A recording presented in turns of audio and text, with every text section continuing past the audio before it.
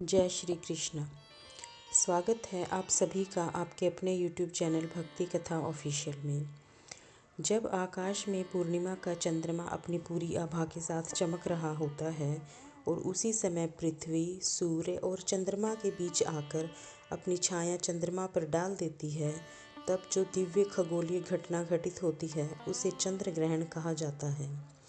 वैज्ञानिक दृष्टि से यह एक स्वाभाविक प्रक्रिया है, लेकिन सनातन धर्म में इसे केवल खगोल की घटना नहीं बल्कि आत्मचिंतन, साधना और संयम का विशेष समय माना गया है।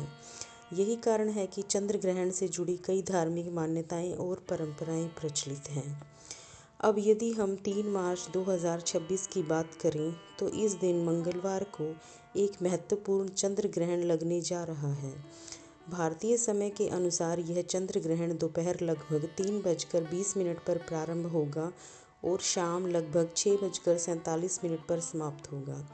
यह ग्रहण भारत में उस समय लगेगा जब चंद्रमा का उदय होने वाला होता है, इसलिए भारत में यह चंद्र ग्रहण पूर्ण रूप से नहीं बल्कि आंशिक रूप से दिखाई देगा। अब यहाँ एक महत्वपूर्ण प्रश्न उठता है कि यह चंद्र ग्रहण कहाँ कहाँ दिखाई देगा। यह चंद्र ग्रहण दुनिया के कई हिस्सों में देखा जा सकेगा। यह ग्रहण उत्तरी अमेरिका, दक्षिण अमेरिका, यूरोप और अफ्रीका में लगभग पूरी तरह दिखाई देगा। इसके अलावा ऑस्ट्रेलिया और एशिया के कुछ हिस्सों में यह आंशिक रूप से दिखाई देगा। यदि विशेष रूप से भारत की बात करें तो यहाँ चंद्रमा के उदय के समय ग्रहण का अंतिम भाग ही दिखाई देगा। अब आइए समझते हैं कि भारत में यह दृश्य कैसा रहेगा। भारत में चंद्रमा का उदय लगभग शाम 6:25 से 35 के बीच होता है। जब चंद्रमा आकाश में दिखाई देगा तब ग्रहण अंतिम चरण में होगा। इस कारण चंद्रमा कुछ समय के लिए हल्का सा धुंधला या छाया मुक्त दिखाई देगा और फिर धीरे धीरे पूर्ण रूप से सामान्य हो जाएगा। यानी भारत में यह ग्रहण बहुत लंबे समय तक नहीं दिखेगा बल्कि कुछ ही मिनटों के लिए दिखाई देगा। अब बात करते हैं सूतक काल की, जिसे धार्मिक दृष्टि से अत्यंत महत्वपूर्ण माना जाता है। चंद्र ग्रहण से लगभग 9 घंटे पहले सूतक काल प्रारंभ हो जाता है। इस अनुसार 3 मार्च 2026 को सूतक काल का सुबह लगभग 6:20 से माना जाएगा। सूतक काल ग्रहण समाप्ति के बाद यानी शाम 6:47 के बाद समाप्त हो जाएगा। सूतक काल के दौरान वातावरण को शांत और सात्विक बनाए रखने की परंपरा है। सूतक और ग्रहण काल में कुछ कार्यों को वर्जित माना गया है। इस समय भोजन पकाना और भोजन करना उचित नहीं माना जाता। पूजा पाठ, मूर्ति स्पर्श और किसी भी प्रकार के शुभ या मांगलिक कार्यों से परहेज किया जाता है। इस काल में सोना भी वर्जित माना गया है। यदि पहले से भोजन बना हुआ हो तो उसे ग्रहण के बाद त्याग देने की परंपरा है। इन नियमों का उद्देश्य मन और वातावरण की शुद्धता बनाए रखना माना जाता है। अब यहाँ स्वाभाविक रूप से यह प्रश्न आता है कि जब कुछ कार्य वर्जित हैं तो इस समय क्या करना चाहिए। शास्त्रों के अनुसार चंद्र ग्रहण का समय साधना और भक्ति के लिए अत्यंत उपयुक्त माना गया है। इस दौरान भगवान का स्मरण, मंत्र जाप, ध्यान, भजन और कीर्तन करना शुभ माना जाता है। मन को शांत रखकर ईश्वर से जुड़ना और नकारात्मक विचारों से दूर रहना ही इस समय का मुख्य उद्देश्य है। चंद्र ग्रहण के समय महामृत्युंजय मंत्र का जाप विशेष रूप से लाभकारी माना गया है। यह मंत्र भगवान शिव को समर्पित है और भय, रोग तथा नकारात्मक ऊर्जा से रक्षा करने वाला माना जाता है।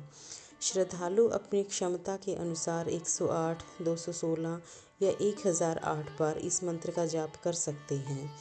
जाप के समय मन को एकाग्र रखकर भगवान शिव का ध्यान करना चाहिए और भीतर शांति का अनुभव करना चाहिए। अब बात करते हैं गर्भवती महिलाओं से जुड़ी एक महत्वपूर्ण जानकारी की। धार्मिक मान्यताओं के अनुसार गर्भवती महिलाओं को ग्रहण के समय विशेष सावधानी रखने की सलाह दी जाती है। उन्हें घर के भीतर ही रहना चाहिए और बाहर निकलने से बचना चाहिए। धारदार वस्तुओं जैसे चाकू, कैंची या सुई का प्रयोग नहीं करना चाहिए। सिलाई कढ़ाई जैसे कार्यों से भी परहेज किया जाता है और ग्रहण को सीधे देखने से बचना चाहिए। इसके स्थान पर शांत बैठकर मंत्र जाप और सकारात्मक चिंतन करना श्रेष्ठ माना गया है।